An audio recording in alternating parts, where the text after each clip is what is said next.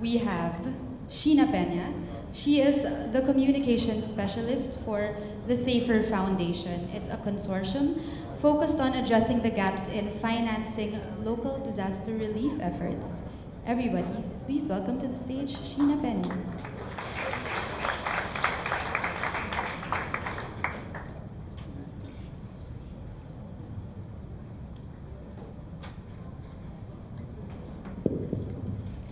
Filipinos are the best people to help fellow Filipinos. Show of hands, how many of you wanted to become a pilot when you were younger? Pilot. How many of you wanted to be a chef? How many of you wanted to support the humanitarian as a humanitarian worker? Ay, meron. In-expect ko wala. Anyway, so for me kasi, when I was young, I wanted to become the wife of the Red Ranger of the Power Rangers. So, goal ko yun in life. Pero of course, I ended up working for a corporate, and back then I wasn't happy. My boss told me, you're working one-third of your life one-third of your life is non-working, so it has to be a job that you like. So that really inspired me. Inspired me to resign. So here I am now with Safer Foundation, and allow me to tell you about what we do. Ay, shit, what the fuck? Ayan. So Safer Foundation, in an instinct, everyone's instinct, I guess, is if there's a disaster, no, you donate right away to big name brands. Tapos, you don't care you just hope and pray na your donation goes to the people that need it. But a lot of times, you don't know, there's no report back to you na, where did my money go? Parang, did it reach all of the beneficiaries? Especially back in Typhoon Haiyan, it's a big issue. So, Safer was founded by three national NGOs, NASA Caritas Philippines, Humanitarian Response Consortium, and Caucus of Development NGO Networks, with the goal to address I'll explain in the next slide. So we are the first joint fundraising initiative in the Philippines. Tapos I know you guys are thinking na I don't need to be Professor Xavier, no, na isa pa bang NGO, ang dami-dami na sa Philippines. What makes this one different? So we are different in three ways. First, we aim to be Filipinos helping Filipinos. Question lang, sino yung pinaka-challenging professor here in LaSalle? Professor, ayaw yung mabaril. Joke lang. Let's say si Professor Santos from LaSalle, di ba? Ako, as an outsider, kasi I came from the other school, I wouldn't know. Siguro sasabihin ko lang sa inyo, thoughts and prayers, ganyan, makakapasa ka rin ng class. But the best people who will help you know what to do with your school, with your professor, is your fellow classmates.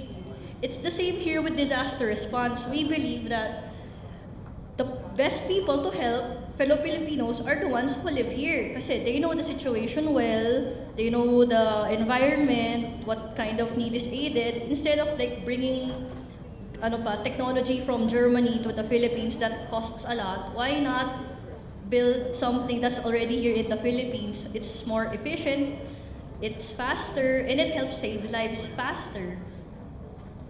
So, also that way then, you get to empower locals since they get to be the designers and managers of the project since they are also locals na, not from foreign aid. And next is we aim to change humanitarian economy. Kasi let's face it, as an NGO, we cannot rely on foreign funding for the rest of our lives. Our goal is to be self-sufficient in the long run. So if there are private sectors and individuals supporting local NGOs, we will be more self-sustaining in the long run.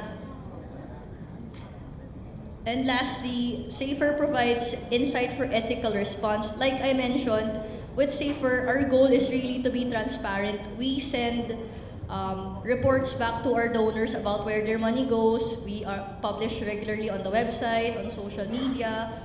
And we are also a really small team. So if you donate to Safer, you are assured that 100% of the donation goes to the public since we are a small team. Instead of like a bigger team na it takes a while, takes a long time before the response goes to the ones who need help. With us, we guarantee within 7 days, we can transport the help needed. So, these are some of our accomplishments. We have fundraising events with Gava Gives and fundraising bazaar with Ayala Malls and Century City Mall. We also have a partnership with Manila Water Foundation. They pledged to give us water for the next disaster.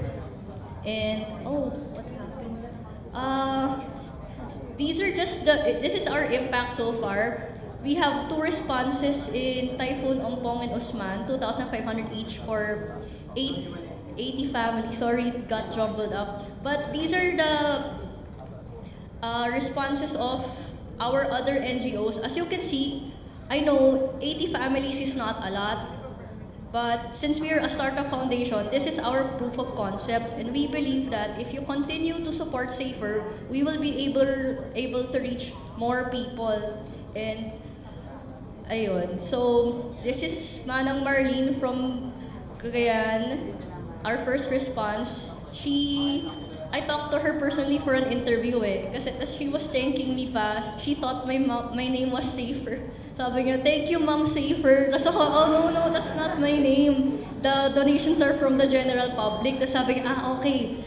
Thank you Ma'am Safer. Tas ako parang, oh no.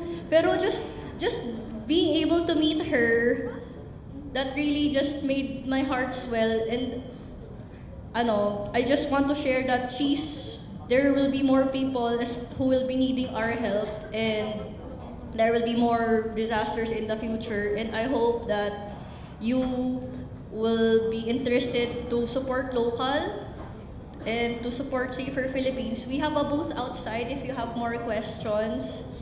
And that's my contact info. And if you can also approach me after if you have questions. So I hope together we can build a safer Philippines.